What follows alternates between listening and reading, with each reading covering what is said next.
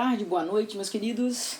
Aqui quem está falando é a professora Alessandra Matos, segunda série, Matemática 1. O que a gente está trabalhando?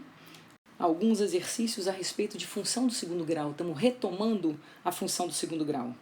Vamos lá, separei algumas questõezinhas da nossa apostila. Primeira questão que eu botei aqui, ó. Sabendo que para m menor que a função, aí ele te dá a função do segundo grau, tem dois zeros distintos. Professora, o que você está querendo trabalhar com a gente num item como esse? O que a gente estudou? O que seriam os dois zeros distintos, gente? Na verdade, os meus dois zeros da função diferentes, ou seja, o meu x' diferente do meu x duas linhas. Porque vocês já estão lembrados que o zero da função é justamente... Aqui, ó, deixa eu botar aqui, y e x. A gente sabe que a nossa parábola, né, tem uma característica, por exemplo, desse tipo, ou então desse tipo, ou então, professora, pode ser assim, ó, tocando num único ponto. Lembra disso, né? E quem determinava isso, gente? Ah, prof, era o estudo do delta. Se o meu delta era algo positivo, um número positivo, eu sei que as raízes eram distintas. Se o meu delta fosse negativo, não existia solução real. Eita, e se o delta fosse zero? As soluções eram iguais das equações do segundo grau. Estão lembrados? Opa, então é justamente aqui, ó, o meu zero da função. Se eu tiver x' igual a x duas linhas, delta igual a zero. Se eu não tiver zeros da função, não intercepta, menor que zero. E se eu tiver dois distintos, maior que zero. Então, o que eu estou tentando te dizer?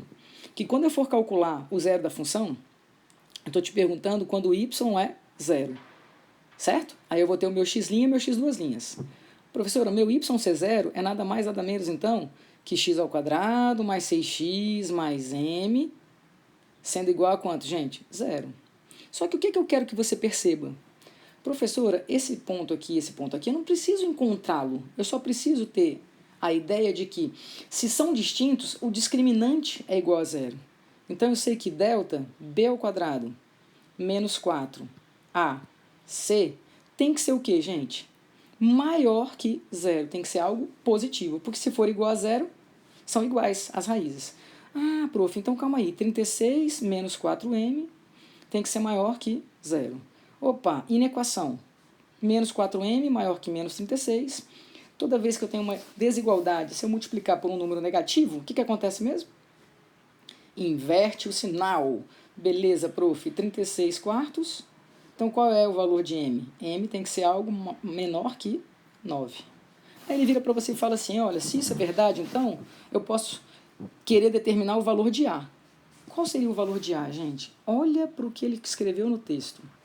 M é menor que A. Eita, poxa, professor, então quem é o valor de A, gente? Nada mais, nada menos que quanto? Que 9. Olha que beleza. O que ele está, na verdade, exigindo, né, numa questão como essa? O estudo do discriminante. Você lembrar do estudo do delta. Vem comigo. Segunda questãozinha do ANB, para a gente julgar alguns itens. Essa é a função do segundo grau.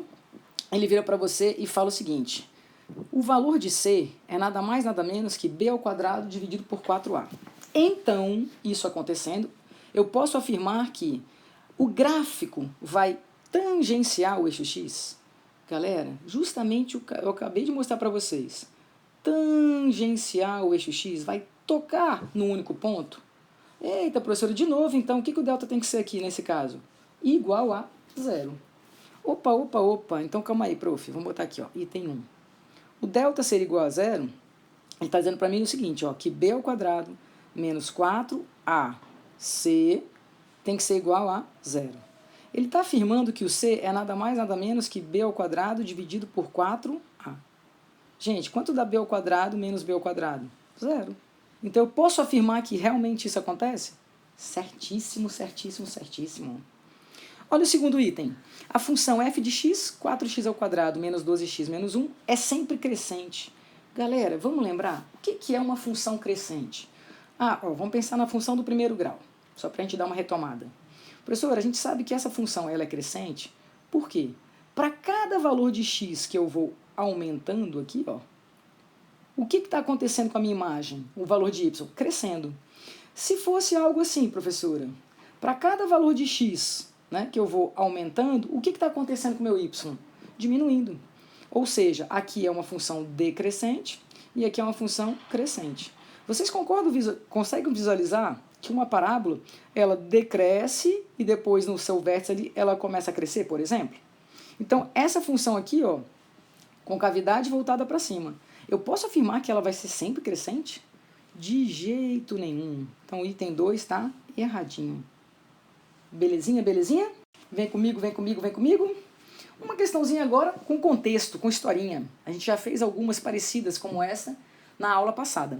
Um fabricante pode produzir sapatos ao custo de R$200. Calma aí, professor. Então, você está falando que o custo dos sapatos é de R$200 o par.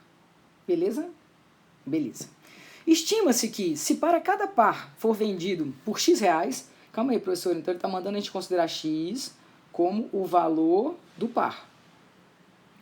Beleza. O fabricante, ele vai vender nesse mês...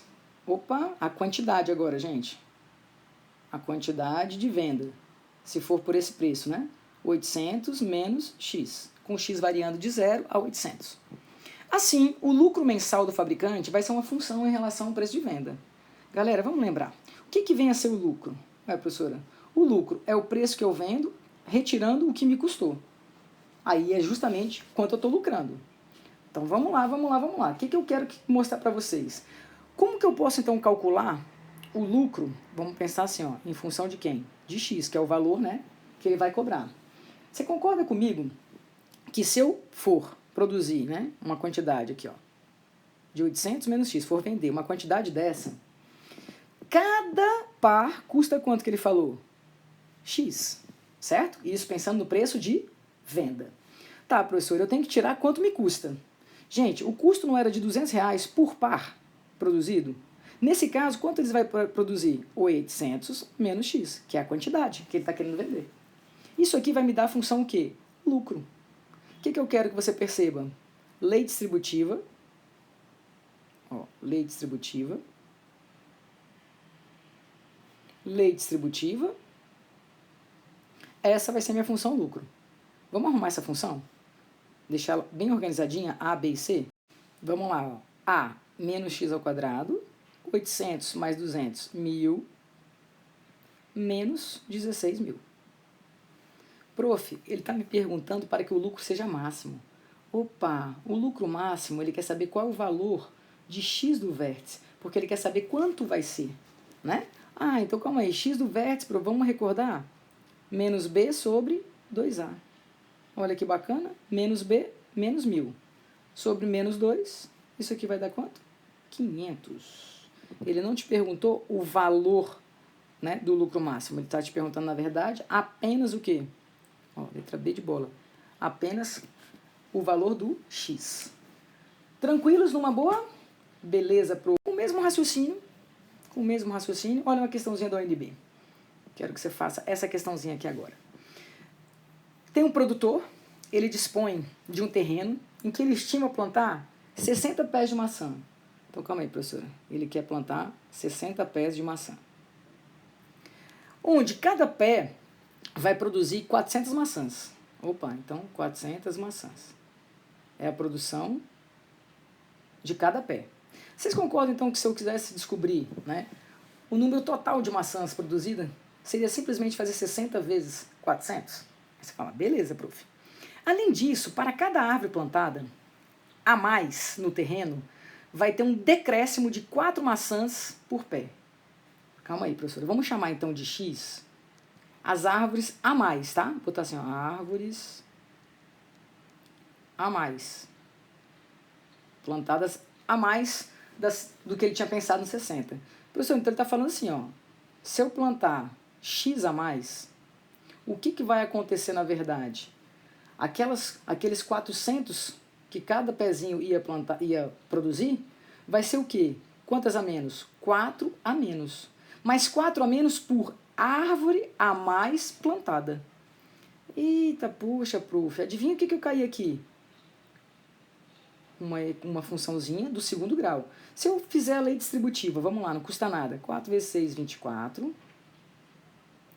6 vezes 4, 24. Ó. Ah, professora, mais 400x. Deixa eu só puxar aqui o pincel. Cadê? Mais 400x menos 4x ao quadrado. Vamos organizar? Professor, isso aqui é a mesma coisa que menos 4x ao quadrado. Galerinha, 400 menos 240, professora, nada mais, nada menos que 160. Mais 24.000. Isso aqui seria a tua função, vou chamar a função P, tá? Px, de produtividade, que pode estar representada assim, ou pode estar representada assim, é a mesma função. O gráfico da função P é parte de uma parábola de concavidade voltada para baixo. Vamos revisar? Quem que determina a concavidade, professora? O A. Se o A é negativo, opa, quem é o valor de A, professora? Nada mais, nada menos que menos 4. Então esse item é certinho. O valor máximo da produção é inferior a 25.000 maçãs, existindo dois valores distintos de x para os quais a produção é nula. Galera, para eu ter o meu valor máximo, vamos pensar. Qual seria o meu x? Menos b sobre 2a. Então, o meu x máximo, professor, seria quanto? 20. Então, se eu colocar no lugar do x 20, eu vou ter justamente o meu p máximo, a produção máxima. Então, você vai fazer menos 4 vezes 20 ao quadrado, mais 160 vezes 20, mais 24.000. Você vai descobrir que isso aqui vai dar nada mais, nada menos que 25.600. Ele está falando que é inferior. Então, o item está erradinho. E esse último item é muito bacana. A produção será a mesma se o agricultor plantar 70 ou 90 pés. Galera, pensa comigo. Alguns alunos falaram assim, ué, professora, coloca no lugar do x 70, no lugar do x 90. Aí eu falei, você vai julgar o item de forma errada. Por quê? O que era o nosso x, gente? Era quanto a mais. Então, quando ele fala que eu tenho que produzir aqui, ó, né, a quantidade de pés ser 70, na verdade, ele quer que seu x seja quanto, gente? Nada mais, nada menos que quanto? Que 10.